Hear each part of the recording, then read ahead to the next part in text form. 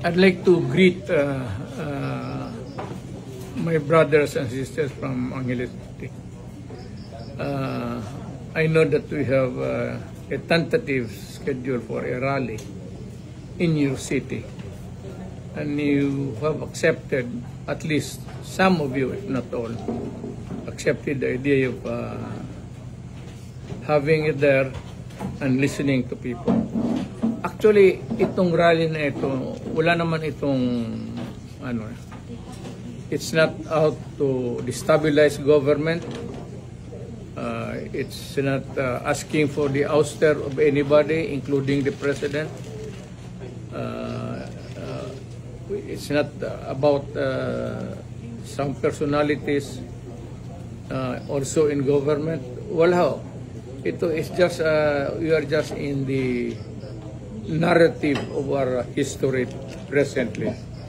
Parang part ito ng buhay natin at bukas para sa ating mga anak. We are undergoing a period of not really uncertainty, but there's a little bit of may gusot sa ating society, sa tao.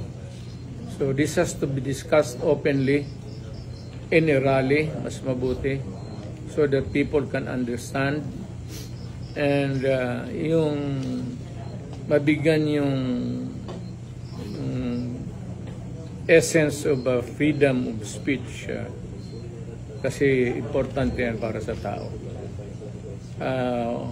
Nothing to worry about. Kayong mga opposition, government, military, do not worry. We are not there to oust government.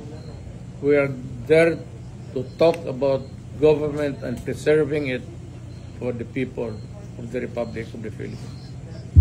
Thank you.